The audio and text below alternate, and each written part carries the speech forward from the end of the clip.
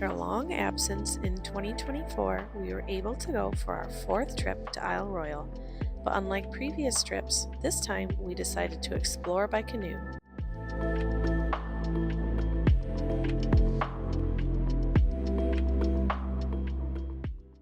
After arriving to the Isle late in the evening due to weather delays, we set off the next day toward Merritt Lane. Our goal for this trip was to explore as many of the historic cottages scattered throughout Tobin Harbor and the northeast shore as possible. One of the first cottages we visited was built in 1919 by Henry Beard. Unfortunately, in 2007, the last special use permit for the family expired, and the cottage has been locked up and vacant ever since.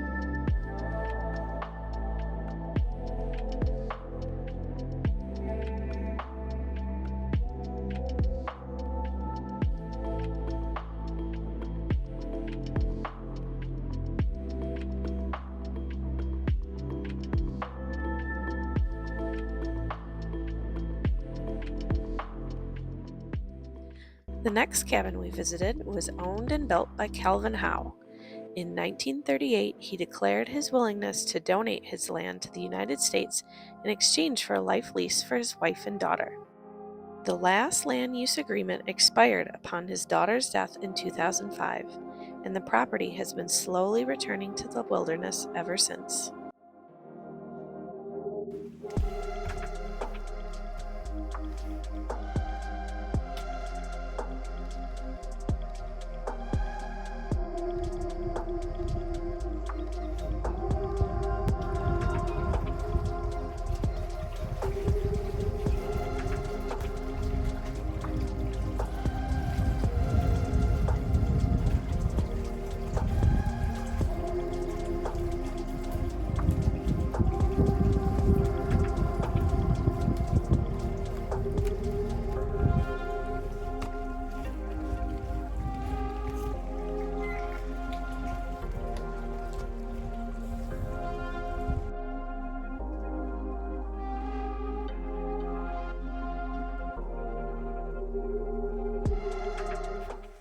The next area we visited was the Gale camp.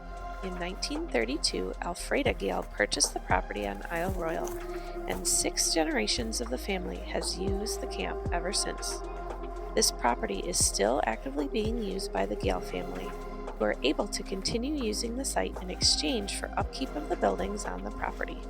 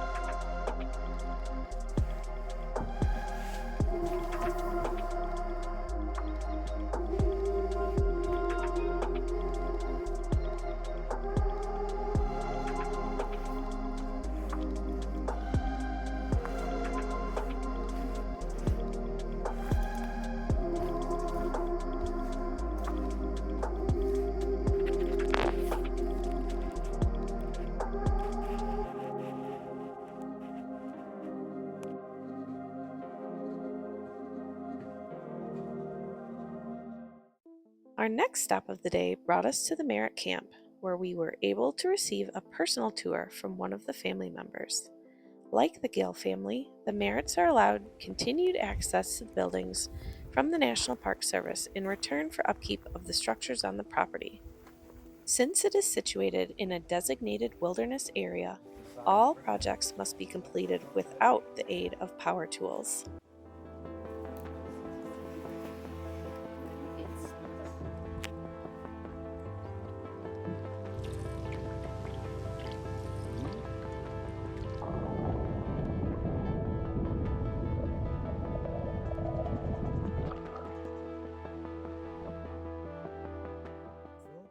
While visiting with the Merritts, they tipped us off to the remnants of their original cabin on Merritt Island. Built in 1911, all that remains is the fieldstone fireplace. In the 1950s, the National Park Service pushed the cabin out onto the ice and burned it, due to the continuous vandalization it received from park visitors.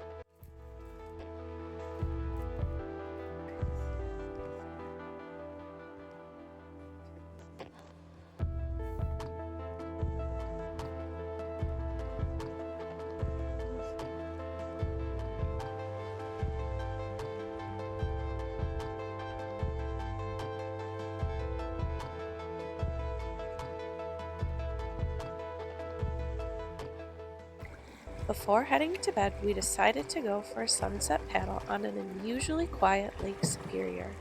At times, the water was so still you could hardly see where the water ended and the sky began.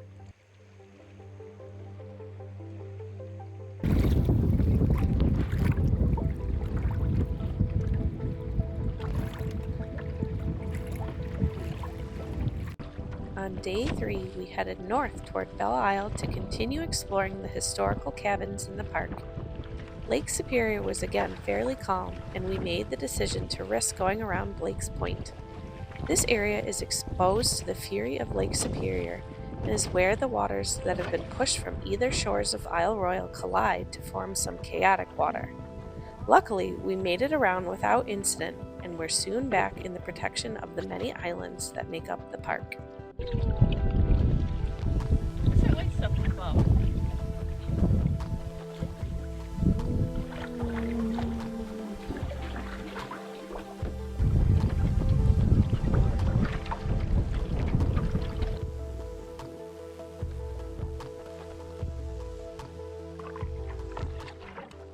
It's here where we experience our first portage of the trip.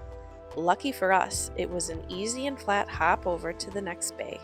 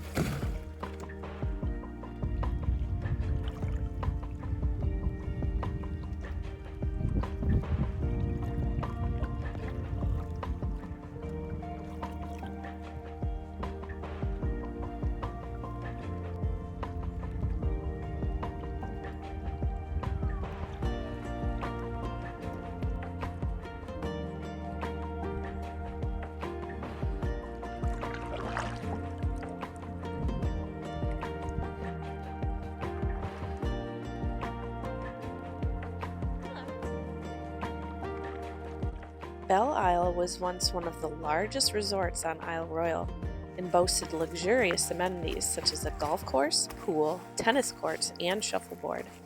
Little remains of the resort other than one cabin, a pavilion from the golf course, the shuffleboard courts, and some cement stairs.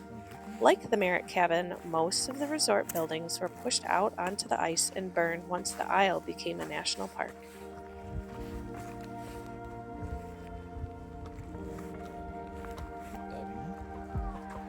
There's another beach.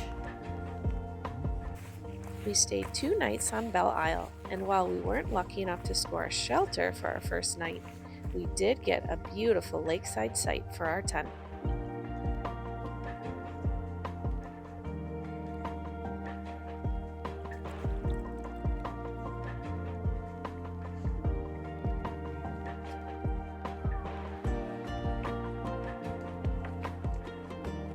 The pavilion that was once part of the golf course boasts a community fireplace, which made for some amazing fireside chats with people from all over the Midwest. Ironically, the folks in front of the fire here live just 10 minutes away from our house back home.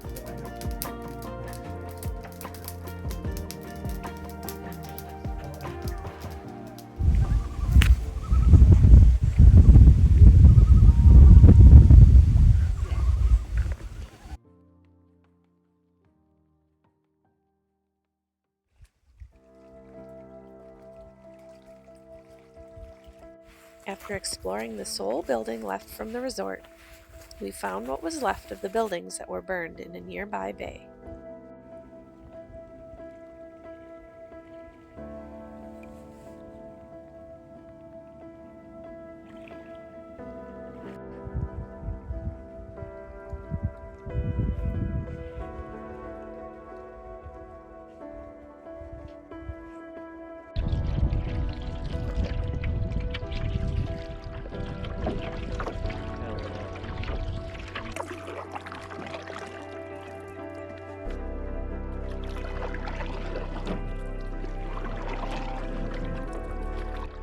soon we set off to find more historic cottages on the north shore of the park. Our first stop was Captain Kidd Island. In 1934, the McPherrons purchased Captain Kidd Island and began using the compound as a private camp. Many of the buildings were recycled from other areas, while a few new ones were also built. While we miss visiting with 92-year-old Sally McPherron, who was on the island at the time, she remains the last person of the original Isle Royal families to still hold a life lease for the property.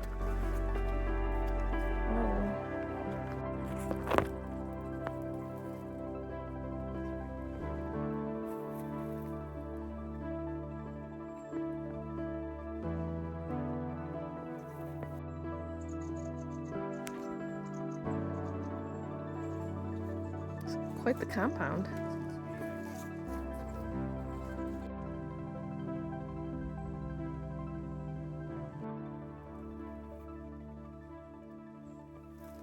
There's a chain around that tree.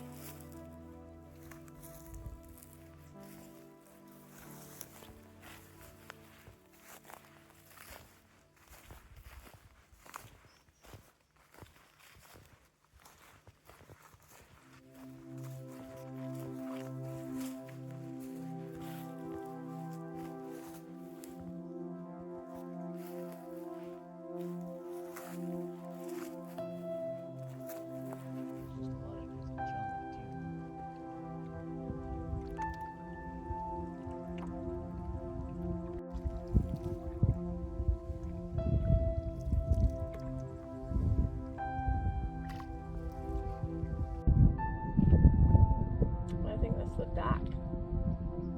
Our next stop was Crystal Cove, the location of a private resort built and owned by the McGeeth family in the early 1920s. The McGeeths were one of the few cottages to have bathtubs installed on the property.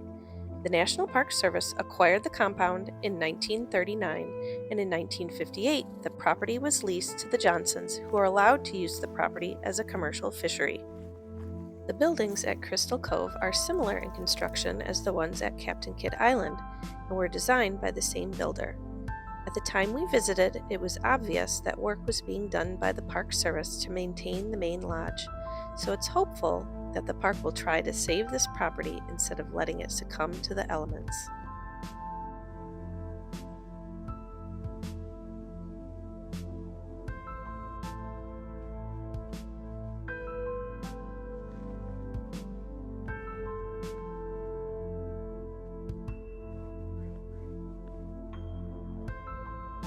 Maybe.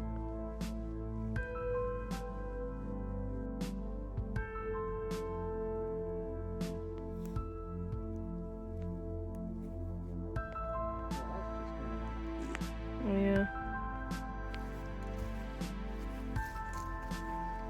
This looks like new line.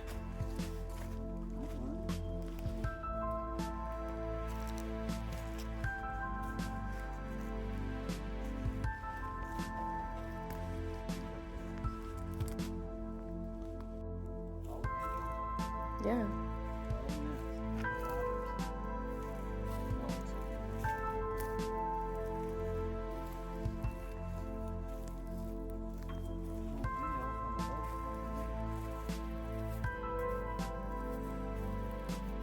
Some of them are nylon, but some of them are rope. There's all raspberries grown in here.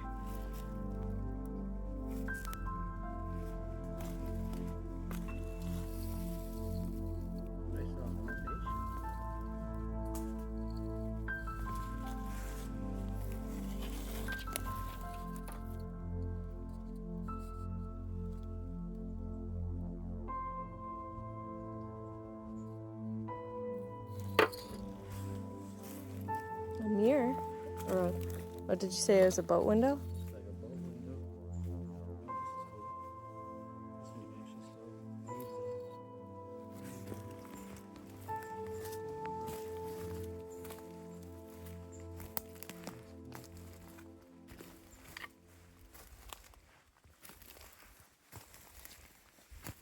Surprised that one hasn't wrapped now.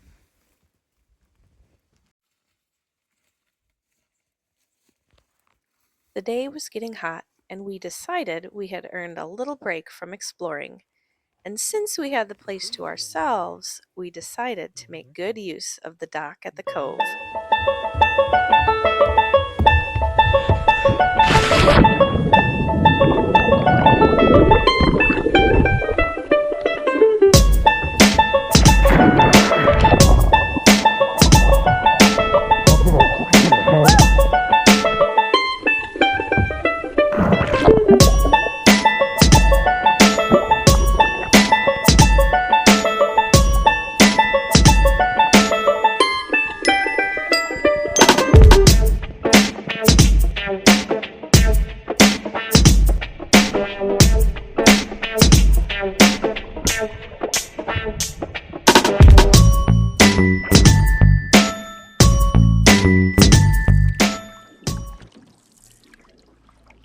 We continued on our journey with the plan to stop at one more historic location before the day was done. We decided to circumnavigate Belle Isle, and after passing the water taxi, paddled through a break between the islands we affectionately called the Keyhole. Wow, look at that cliff. Holy cow.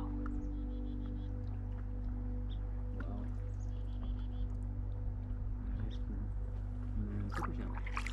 Wow. That's hella deep.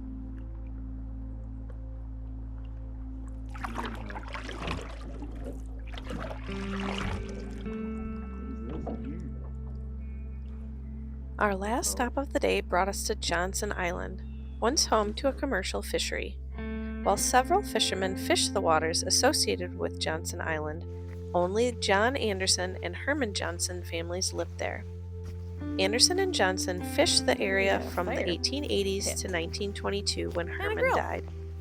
John's son Gilbert fished the area with his partner Theodore Goss from about 1915 to 1918 before they left to serve in World War I. Gilbert returned after the war to fish alone until 1933. Emil, his father, and Uncle Edward fished the area from 1933 to 1937. In 1938, the island was sold to the U.S. government for a life lease. When John died, Emil and Edward continued fishing until Edward's passing in 1941. Emil continued fishing with his son and several hired hands until he retired in 1958. Carla Anderson continues to use the property in exchange for maintenance of the buildings.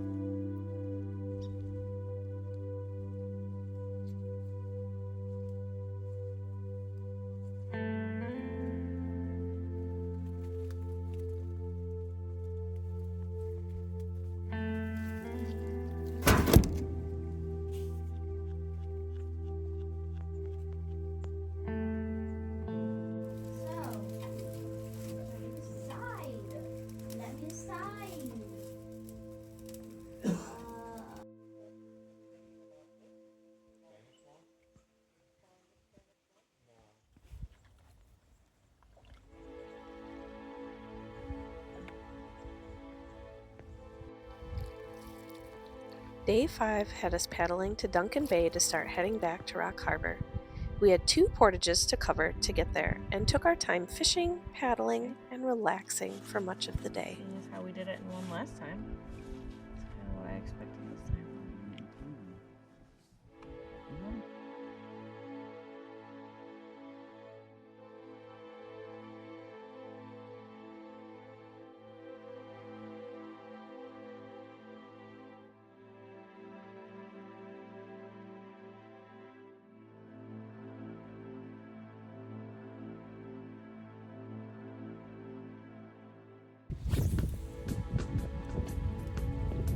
What was that?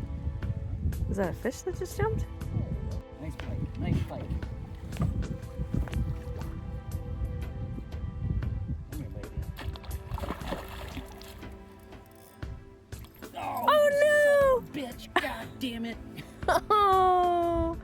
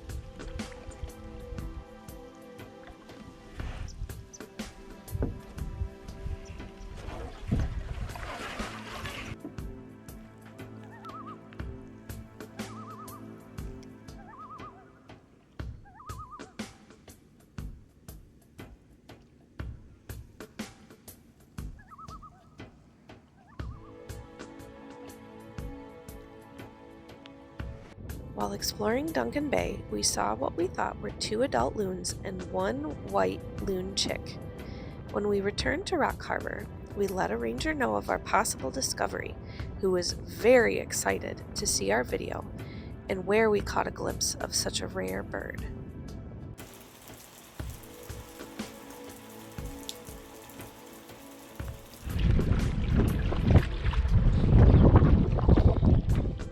Day 6 was our last full day at Isle Royale, and our time to conquer the Greenstone Portage. Throughout our whole trip, when we mentioned to anyone that we would be portaging over the Greenstone, we were met with disbelief and warning over how tough the portage was. We were continuously told how steep, rocky, and treacherous it was, so we were a bit nervous about this portage, and the rain didn't help our confidence with the rocks. While it was a technical and steep trail, it wasn't nearly as bad as others had made it seem, nor was it the hardest portage we've ever done. In the end, though, we were glad to have it behind us.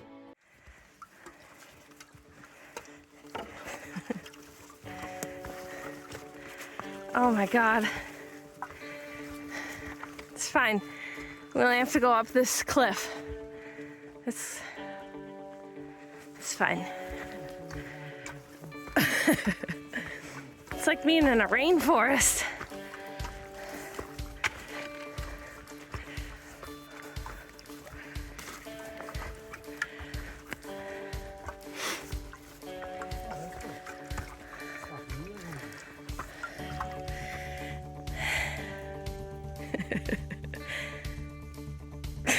You can do it. Oh.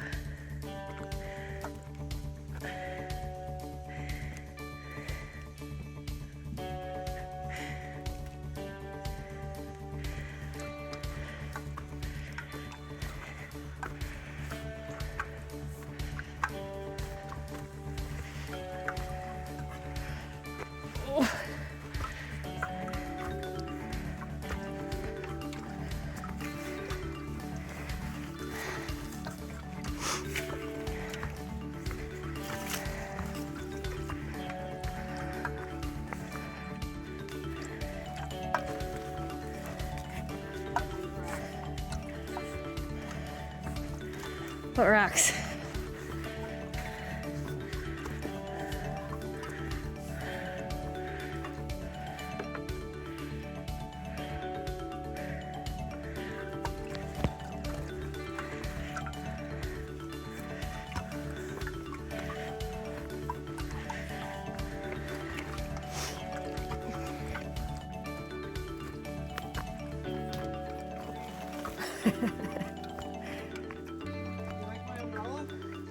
Nice.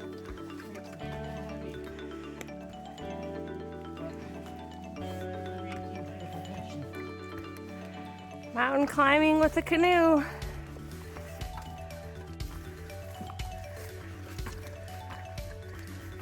Oh, that's a tight switchback.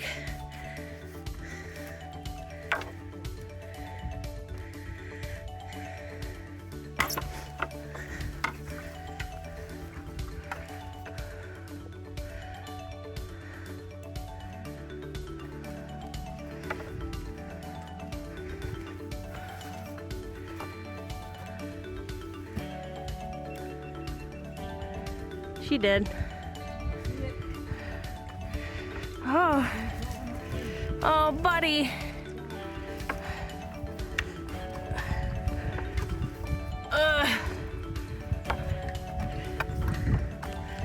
Woo.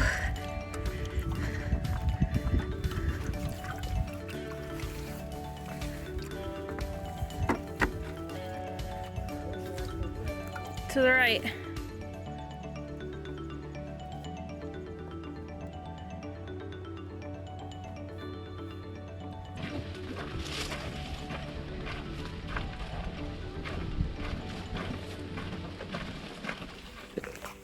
After finding a shelter to share with a pair of backpackers, we decided to hike the Scoville Point Trail, hoping to see at least a moose, as our wildlife scorecard for both moose and wolves were 0 for the trip.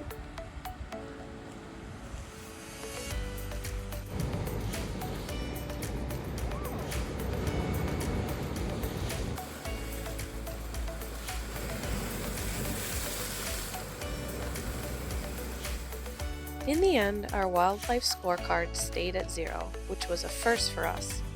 But we got to see and experience much of the history that makes Isle Royale so special that it won't be a trip we soon forget.